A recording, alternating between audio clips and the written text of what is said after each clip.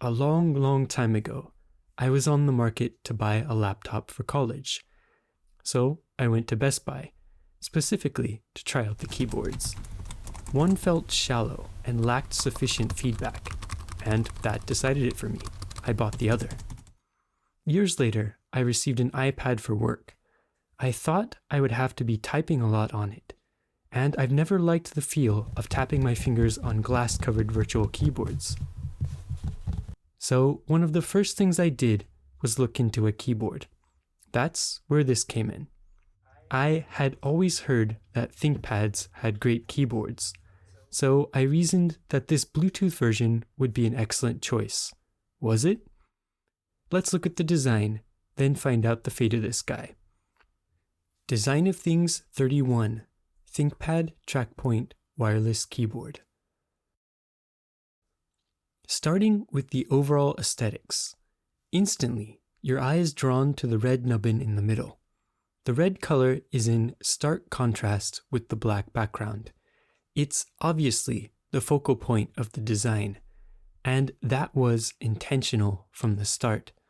The TrackPoint idea began in the 1980s with a scientist named Ted Selker, who found that users wasted more than a second moving their hands from the keyboard to the mouse.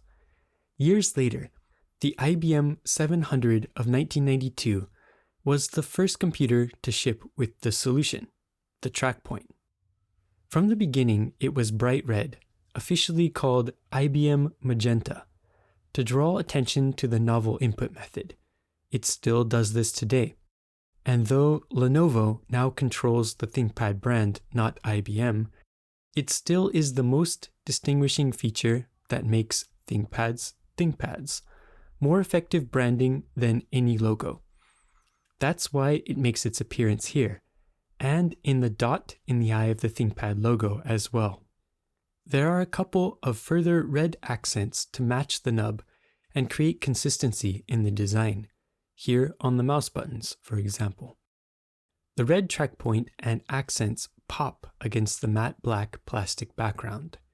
There are also some additional splashes of red on the rear, in these feet, that allow you to give the keyboard a bit more of an ergonomic angle. While we're here, slide a finger into this perfectly sized well and pop it up.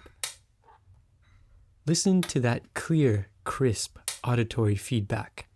There is no doubt when the legs are correctly locked in position or folded in place.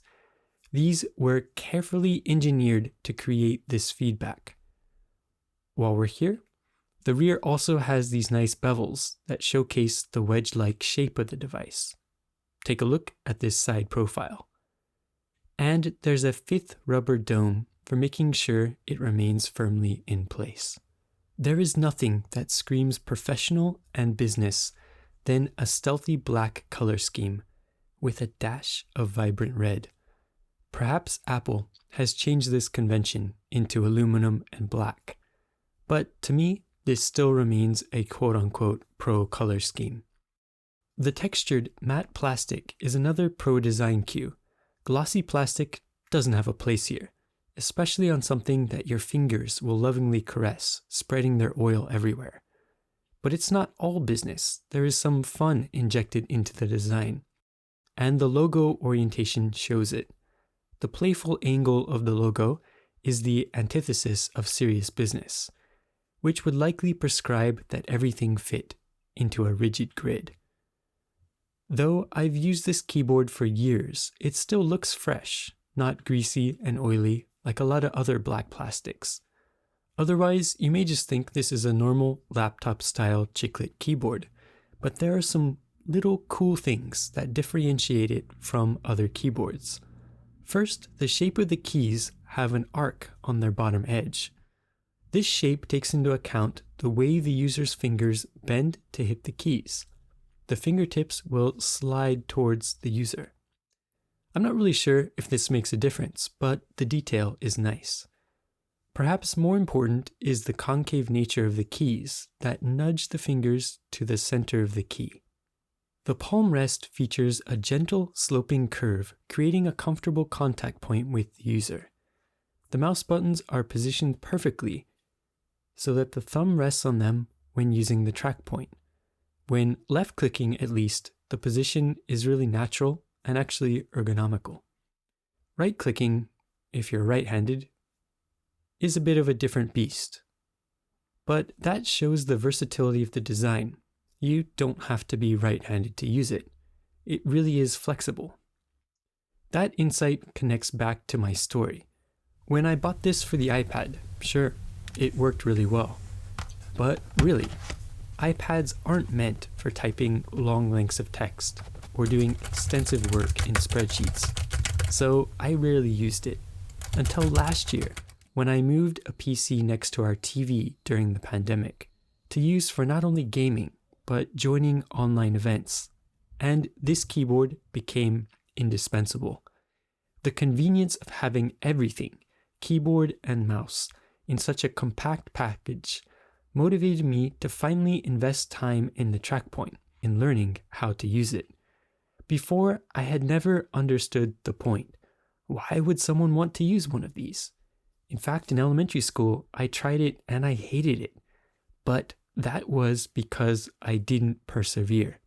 Finally, oddly enough, it was my laziness, not wanting to connect a mouse, that forced me to use the TrackPoint. And I get it now. It's super convenient. But to get to the point where you aren't super frustrated requires building muscle memory through lots of practice. I'm surprised myself at the number of thoughtful design choices that went into making this simple keyboard. Now I know this isn't even close to being a great keyboard. There are mechanical solutions. There are much better, tightly engineered keyboards out there. Listen to the inconsistency of the key sounds.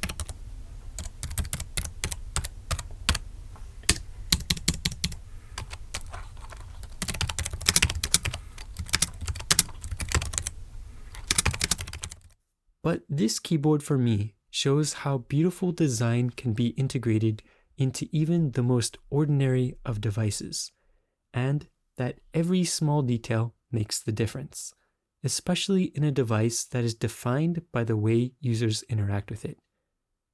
Until next time on Design of Things.